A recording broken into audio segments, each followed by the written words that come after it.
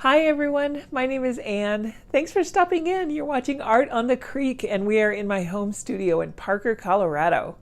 It is mid-July and our yucca are just beginning to end their blooming season. They were prolific this year. We had so much rain in May and June, which is very un-Colorado-like, and the yucca really flourished. So I thought today we could celebrate that and paint some of the beautiful yucca that grows wild and in my yard all around Parker, Colorado. Are you ready? Let's go paint some yucca.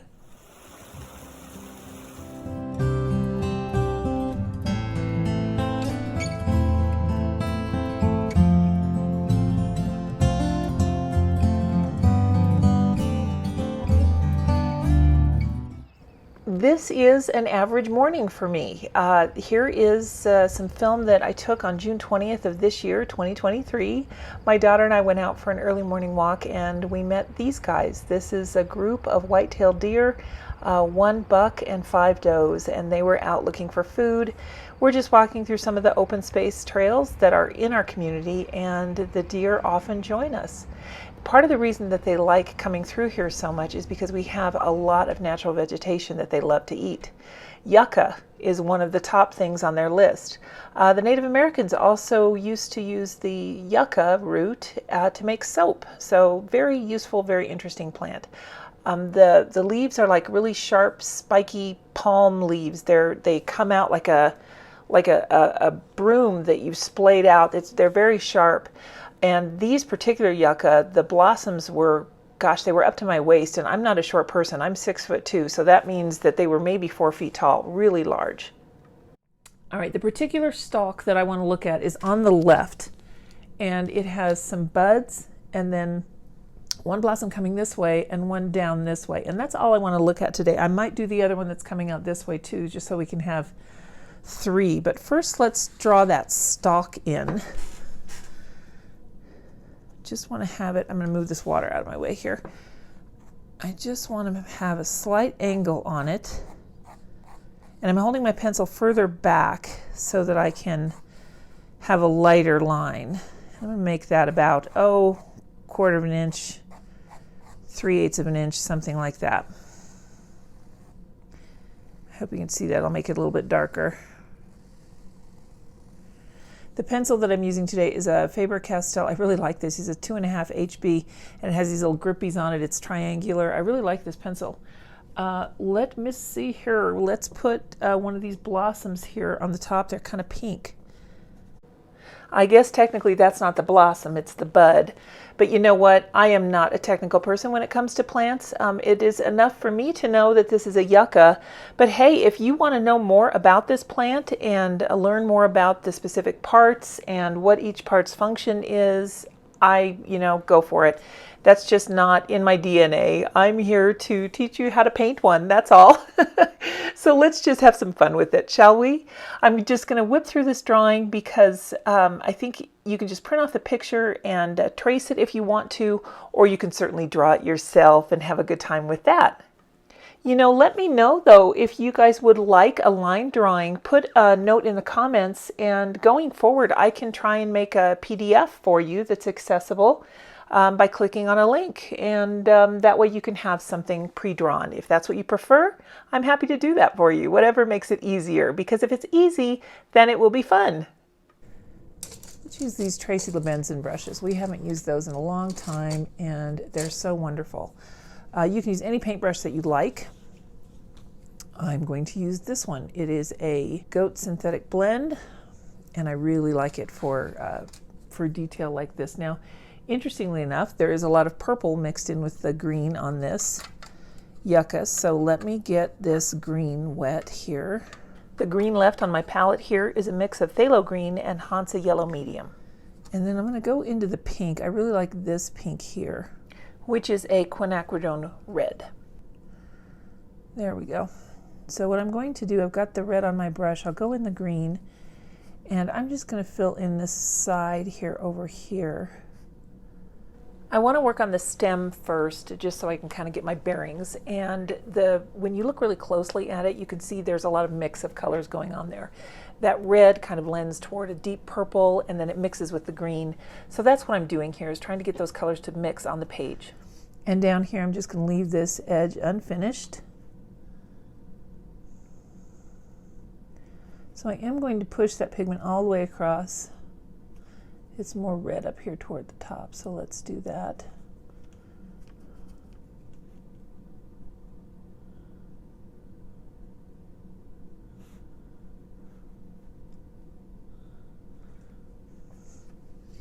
And then we'll go into this red here and just drop some of it in while it's still wet.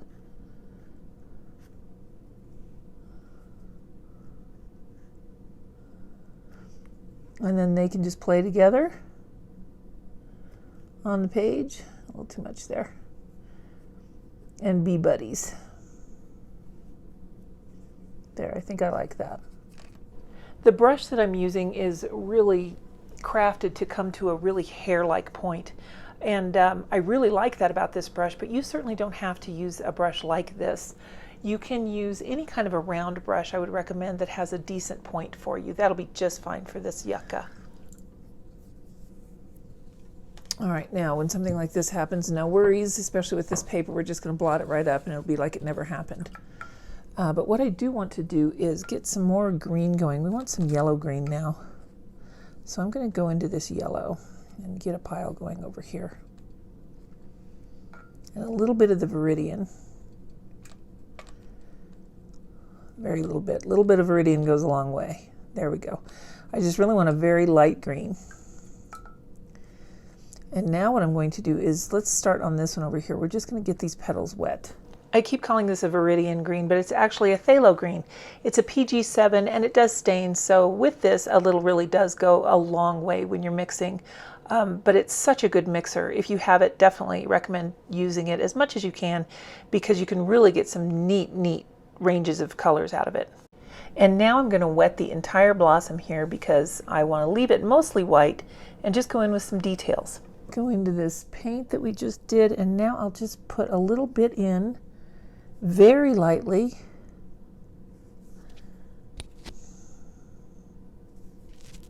Wherever I see that green.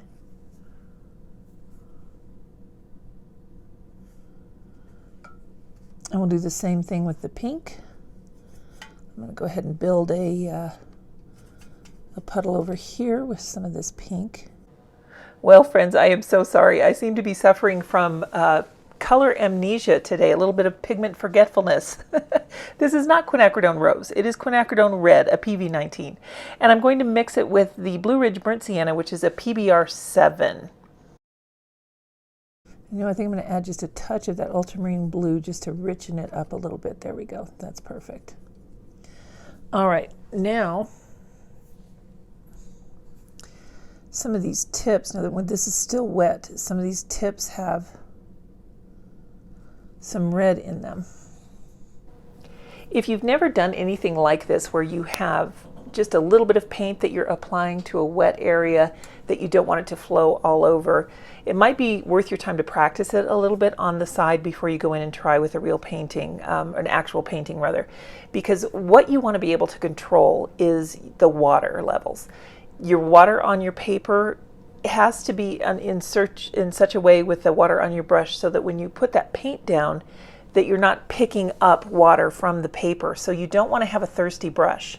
Once you can get that balance figured out, and it's really a matter of trial and error, but once you can get it figured out, then this technique will be a lot of fun for you, and I hope you get to try it. And then let's see, we're going to add a little bit more blue to this red over here to create a nice dark purple. And this part over here looks a little bit purple to me. And that is about it. So now we'll go back into this purple and let's work on some of these blossoms. For these buds, I am using a mix of the Blue Ridge Burnt Sienna, the quinacridone red, and a touch of the ultramarine. And I'm going to use the dry brush technique, which is where I just skim the side of my brush, the belly, over the surface of the paper. And this paper has enough texture that you can get some really interesting highlights that just occur naturally there. So I'm looking for that striations of texture in those buds. And back to the blossoms, we're just going to repeat what we've done with the first one by getting it completely wet and then dropping in little bits of pigment of that light green that we mixed. Just adding some of those green touches to the stem there, and now we're going to finish up with this lower blossom, continuing to add the red on the tips and that green on the stripes throughout. All right, we're going to let those rest, and now what I'd like to do is go back into this red here, and now we're going to just put a light wash over the dry brush that I've done. This red mix on this side is a little bit lighter because it doesn't have as much of the ultramarine blue in it. And what I'm doing is using a very thin wash to just go over all of those buds so that the striations that I achieved with that dry brush will just show right through, and that will work out just fine. And now what we're going to do is kind of make sure we've got all these attachments in, and I'm going to with the part where they attach rather to the stem. And now I'm going to go ahead and add some more shading into these petals on the blossoms. That little part in the middle, I've got that kind of just suggested. I'm not really going to make an effort to draw that with complete accuracy. I just wanted to suggest that the center of the flower is what you're seeing there. And when you do this yourself, you certainly don't need to leave the pencil lines as dark as I've got mine. You could definitely keep those very, very pale. And you could erase them a little bit before you start. So this is a real quick and simple one. I'm going to go ahead and add a background here of a very dark green because I think that will help our yucca to really stand out. So what we're going to do for that is we'll mix some colors in there. Let me make sure this is dry.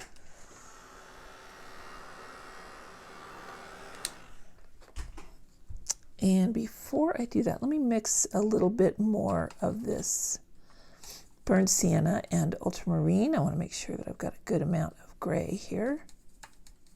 Burnt sienna and ultramarine is a mix that I always have devoted to one well in my palette.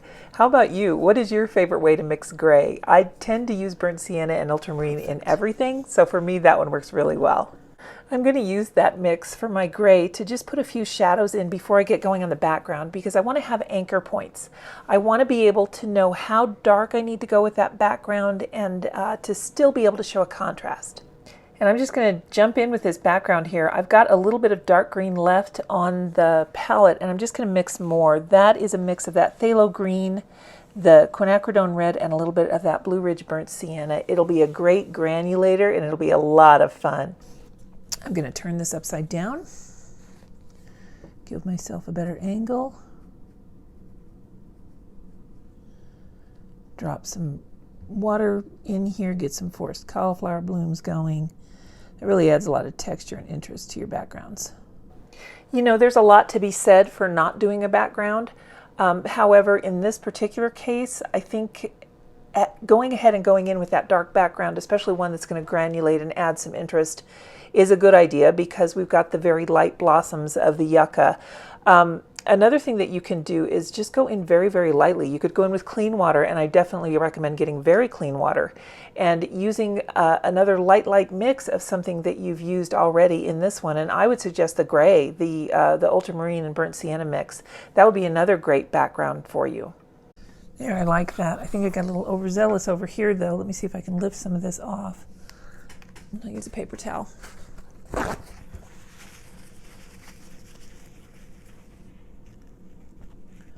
Got that one. Got that one. This is still wet enough. Yeah, I can be able to fix that. And I just don't like the way this looks right here. This is a good time to scan your painting and just make sure that you've got all of the edges where your main subject meets the background. Make sure that all those edges are finished the way that you want them to be finished. There. Come in just a little bit more there. That's perfect. And now we'll fix this side. Some of the things that I look for in this case are to make sure that the background didn't creep anywhere that it wasn't supposed to, that all of the pieces of the blossoms and the buds look like they're hanging where I want them, if they're in front of or behind. Make sure all of those definitions are pretty clear. And very importantly, I want to make sure I don't have a little white outline around everything. I want to make sure that I got that background as close as possible to the main subject. Fix that when it's dry. That little one. I think I want a little bit more pigment right up in here. If you do find that you have some white space where you don't want it, that's a real good time to practice your brush control and use a very fine tip on the brush and get as close to that edge as you can without disturbing what you've already painted. And don't sweat it if you go beyond where you want it to go. While it's still wet, 9 times out of 10, you can just lift that off with a paper towel if you do happen to make an error. So what I'm going in through now here is I've got that dark green, the background green on my brush, and I'm kind of accentuating some of the little stems where the blossoms attach to that main stem. And just trying to get a little bit of shadow going underneath there, kind of filling in the background in the little nooks and crannies, just making sure I've got all of that background green right where I want it. And before we finish this, I'm going to make sure it's very dry, and then I'm going to go in with my kneaded eraser. Let me go ahead and work it a little bit here. And I'm going to get as much of the pencil lines off as I can. Now, since I painted over them, I may not be able to get rid of them, but I want to do one more thing on here, a little bit of refinement. So we'll see how many of these pencil lines we can get rid of.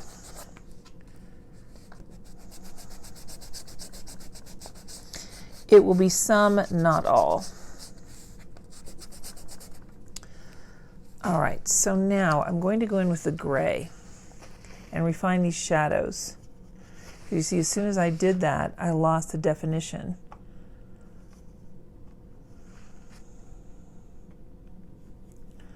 So let me make a good amount of gray here. There we go.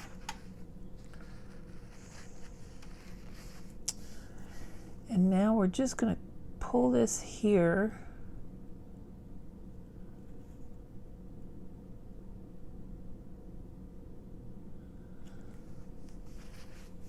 And on this particular one, I'm just going to pull it out to the edge.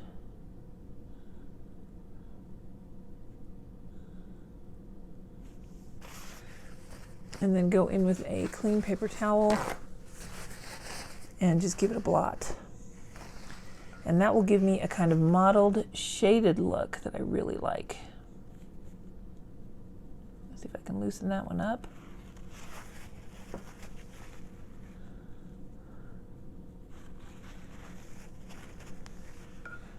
There we go. Basically what I have here is a very light wash or thin wash of that ultramarine burnt sienna mix, and I'm placing it where I want the deepest part of the shadow to go. And then I'll get my brush wet, blot it off, and kind of come back in with the water there and just kind of let that pigment travel a little bit. Now I'll use my paper towel to lightly blot, and the paper towel has enough texture that it really gives some interest to the parts that I'm taking off. I heard a neat phrase today from another artist that I respect and admire, James Gurney. He said, in answer to a question of how do you know when your painting is done? When you can't subtract anymore. See how that just helps give those petals some separation. We'll do the same thing down here. We'd have a shadow here and here. Now, when I heard James Gurney say that, I really had to kind of think about that for a moment, because that's kind of backwards thinking, right? Whenever we're painting, we think about, well, what can I add? What can I tweak? What can I change? But if you think about what you can take away, that really will open your ability to see things in a new and unique way. So for instance, on these shadows, what I'm doing is separating the petals, because when I erased those lines, I lost that separation, the visual separation, because I didn't want them to be separated with pencil lines. I didn't want it to look like a one-dimensional drawing. With shadows, that's how we always create form and structure, remember.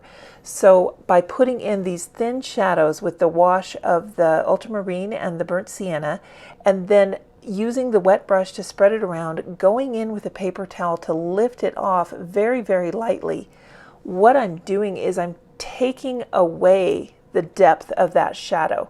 So I am still subtracting.